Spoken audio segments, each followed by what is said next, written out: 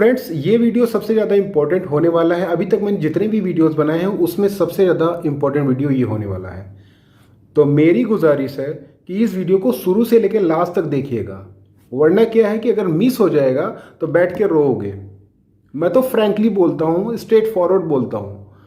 तो यहाँ पर जो बात है वो है, रोना पड़ जाएगा अगर आप लास्ट तक वीडियो नहीं देखोगे तो, क्योंकि ये जो मॉपअप की काउंसलिंग है बहुत ही ज़्यादा इम्पॉर्टेंट है। इसमें बारीकियों को ध्यान आपको देना होगा, छोटी छोटी बारीकियां हैं उसको ध्यान देके ही चॉइस फिलिंग करेंगे आप, तभी कहीं जाके आपको आपका डिज़ायर्ड इंस्टीट्यूट मिल सकता है। कितनी इसमें रिस्क है, क्या है, पूरा हम इस वीडियो में बताने की कोशिश करेंगे, डिस्कस करने की कोशिश करेंगे। बशर्ते है कि वीडियो को लास्ट तक देखिएगा, तभी आपको कुछ समझ में आएगा। तो चलिए शुरू कर लेते हैं वीडियो। दोस्तों, जब मैंने मॉपअप की सीट मैट्रिक्स के बारे में बताया था मेरे ख्याल से 1 हफ्ते या 2 हफ्ते पहले, जबकि राउंड 1 राउंड 2 का अलॉटेड लिस्ट भी नहीं आया था, तब भी मैंने कहा था कि 2000 प्लस सीटें वैकेंट रह सकती हैं।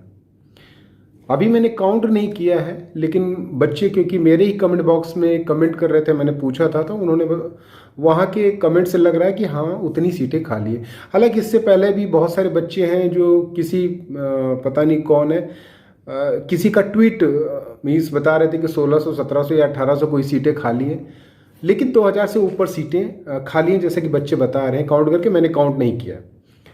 तो इससे ये समझ में आ रहा है कि अब, क्योंकि इसमें से लगभग अप्रॉक्स अगर इंक्लूडिंग फिजिकली हैंडीकैप्ड 800 के करीब सीटें बन रही हैं जनरल की।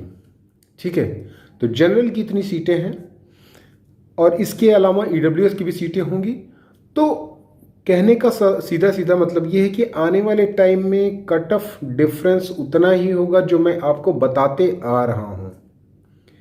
हालांकि इसमें बहुत सारे बच्चे इंक्लूड भी होने वाले हैं, खासकर उन स्टेट के, यूपी लाइक स्टेट जहाँ पे कि कुछ बच्चों को सीटें नहीं मिली थी, जो थोड़ा अच्छे रैंक होने के बावजूद भी सीटें नहीं मिलती। वो कुछ ही बच्चे हैं, ज़्यादा नहीं हैं। ठीक है, मैंने आपको एक वीडियो और बना के बताया था कि राजस्थान में कुछ कोटा के नमूने हैं जिन्होंने राजस्थान के बच्चों को भगा के कट ऑफ 20 नंबर का कम कर दिया। 20 नंबर कम हो गया कट ऑफ। मैंने कहा था कि अब 20 नंबर भी कम हो जाएगा तो आपको मिलेगा नहीं, क्योंकि आपको ऑलरेडी पैनिक करके भगाया जा चुका है। तो आप दोबारा तो आ नहीं सकते राउंड 2 की ज्वाइनिंग के बाद। तो यहाँ पे 20 नंबर कम हो गया। अब ये देखना है कि आने वाले टाइम में मॉपअप में आप कैसे अप्रोच करेंगे, क्या अप्रोच रहेगा। देखिए, अप्रोच नंबर 1, चॉइस फिलिंग करने जा रहे हो तो ध्यान से सुनो। पहला ये, अगर आपका स्कोर आपको लगता है कि काफ़ी कम है, रैंक काफ़ी कम है, ठीक है, तो आप यहाँ पर मॉपअप में रिस्क नहीं ले सकते हैं। ठीक है, वहाँ पर आपको जितने भी पॉसिबल कॉलेजेस हैं सारे फिलअप करने पड़ेंगे। ठीक है, अगर आपको लगता है कि नहीं हमारा हो ही नहीं सकता है तो आपको सारे कॉलेजेस फिलअप करने होंगे, क्योंकि जो मॉपअप की चॉइस फिलिंग होगी वो स्ट्रे तक जाएगी। स्ट्रे काउंसलिंग में आपको दोबारा चॉइस फिलिंग नहीं करने को मिलेगी। तो जो यहाँ पर मॉपअप में जितनी चॉइसेस आप डाल देंगे वो सीधे स्ट्रे में जाएंगी। ठीक है, अब कुछ बच्चे ऐसे भी हैं जो कि सिलेक्टेड कॉलेजेस डालना चाहते हैं। अगर आपका अच्छा स्कोर है और रिस्क ले सकते हैं, क्योंकि ये भी ध्यान रखो कि पैनिक की वजह से यहाँ पर बच्चे, मैक्सिमम बच्चे ये सोचेंगे कि हमको यहाँ पर सीट मिल जाए जिनको लेना है। ठीक है, कुछ कैंडिडेट्स की अपनी अपनी चॉइसेस होती है। कुछ सोचते हैं कि नहीं साउथ के कॉलेज हमको नहीं लेने हैं, कुछ नॉर्थ ईस्ट के कॉलेज नहीं लेने हैं। तो वो अगर नहीं लेने हैं तो फिर आप मॉपअप में भी उसको पुटअप नहीं करिएगा, क्योंकि अगर वो उसको मॉपअप में पुटअप कर देंगे तो वो आपको अलॉट हो जाएगा। फिर अगर आप साउथ का अलॉट हो जाता है और आप उसको छोड़ते हैं तो छोड़ तो सकते हैं फॉरफिट करके, लेकिन फिर स्ट्रे का पार्ट नहीं हो पाएंगे। ये सबसे इंपॉर्टेंट है।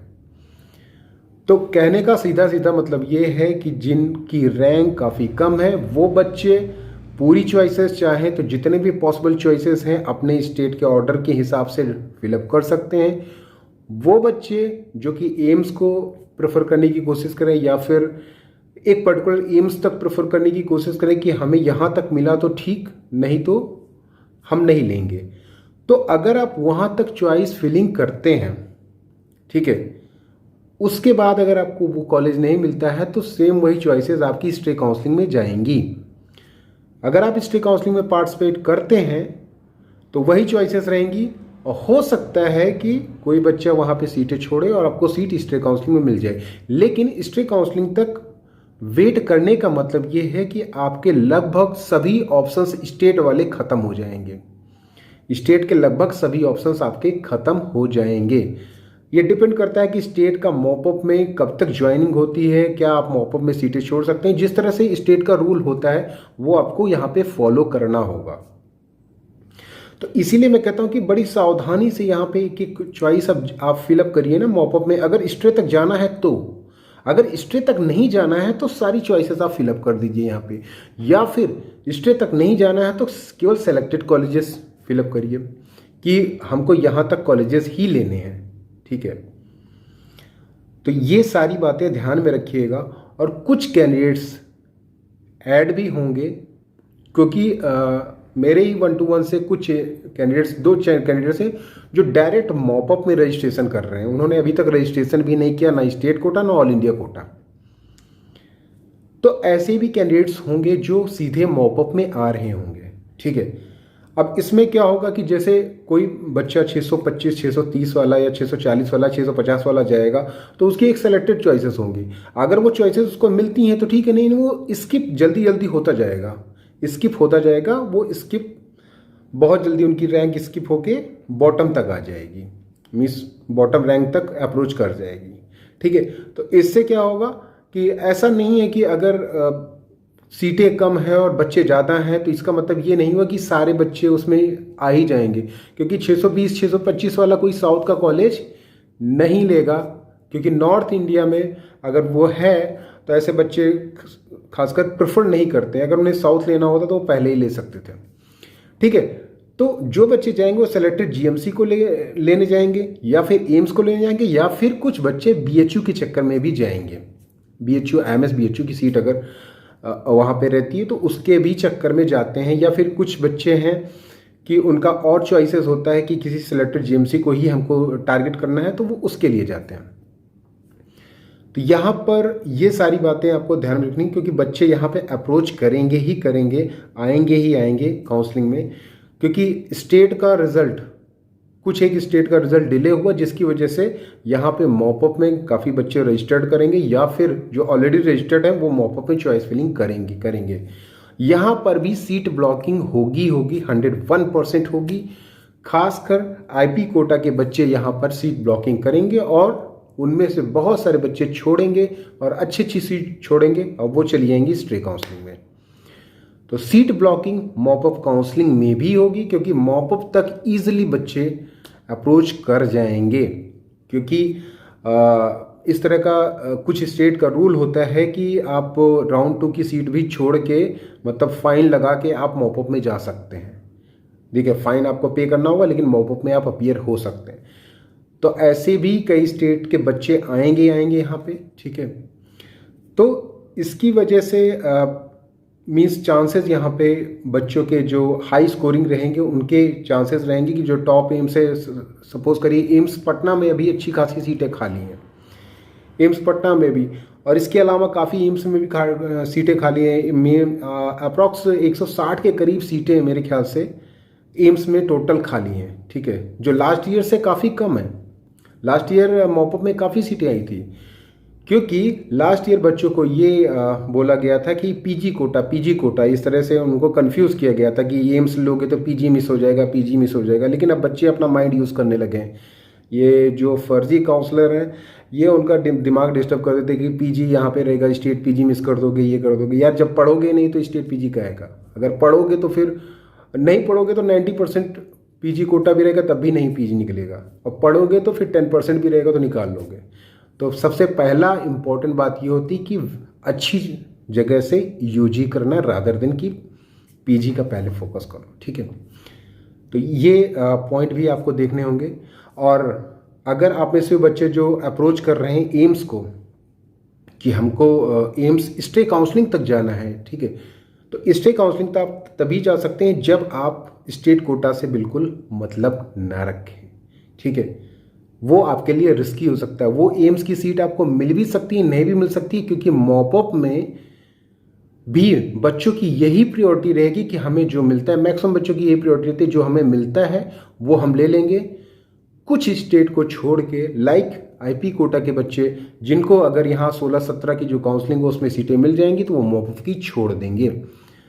इसके अलावा और सीटें नहीं आने वाली है। लास्ट ईयर की जैसे स्टे वैकेंसी राउंड में भी आपको सीटें नहीं देखने को मिलेंगी।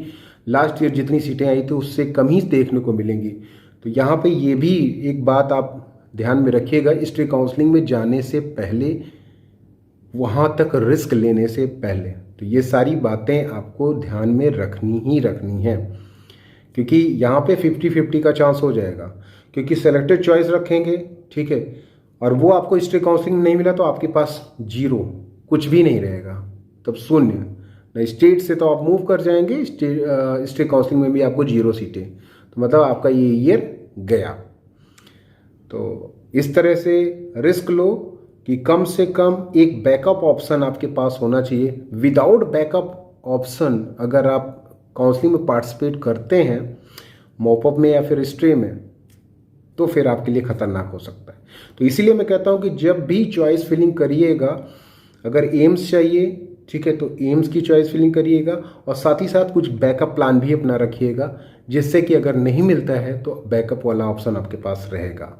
स्टे में ये सीटें जाएंगी, इसकी कोई गारंटी नहीं है। कुछ सीटें 100% जाएंगी कॉलेजेस की, इसकी गारंटी है। जीएमसीज की भी सीटें जाएंगी, क्योंकि ब्लॉकिंग यहाँ पर भी होगी, जैसे मैंने पहले बताया। तो ध्यान से चॉइस फिलिंग करिएगा। जो कॉलेजेस चाहिए वो डिसाइड कर लीजिए कि हम इतने ही कॉलेजेस भरेंगे। अगर आपको स्टे तक जाना है, अगर आपको स्टे तक नहीं जाना है, तो आप सारे चॉइसेस को फिलअप कर दीजिए कि भैया हमको कोई भी कॉलेज मिल जाए हम ले लेंगे। जो कैंडिडेट्स ये सोचते हैं वो इस तरह से करें।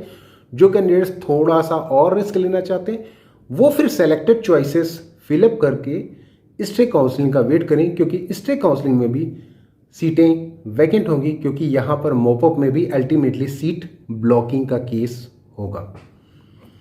ये सारी बातें आप लोग ध्यान में रखिए, और कट ऑफ जो मैंने पहले बता दिया वही है, उसी के इर्द गिर्द होने वाला है, ठीक है। क्योंकि जो साउथ के कॉलेजेस हैं उनका थोड़ा सा अप्रोच कैंडिडेट्स थोड़ा कम रखते हैं, तो हो सकता है कि आपको स्टे काउंसलिंग में भी साउथ के कॉलेजेस मिल जाएं। और मोस्टली स्टेट का राउंड 2 का काउंसलिंग लगभग फिनिश हो चुका है। तो अब गिने चुने बच्चे हैं, बाकी कुछ बच्चे ऐसे भी जो 640-645 वाले भी हैं जो कि जा रहे हैं एम्स के लिए। 2 बच्चे तो मेरे ही 1-to-1 से हैं, वो अप्रोच कर रहे हैं, ठीक है। 631-32 वाला भी ओबीसी कैटेगरी, और इस तरह से 640-45 वाले भी, तो वो अप्रोच कर रहे हैं कि शायद उनको सीटें मिल जाए। अब वो कितना रिस्क ले सकते हैं ये उन पे डिपेंड करता है कि क्या वो स्टे तक रिस्क ले सकते हैं जाने का, क्या उनके पास बैकअप प्लान है। अगर बैकअप प्लान है तो रिस्क लो, बैकअप प्लान नहीं है तो फिर रिस्क नहीं ले सकते हैं, क्योंकि नहीं मिली सीट, हाथ में आपका जीरो।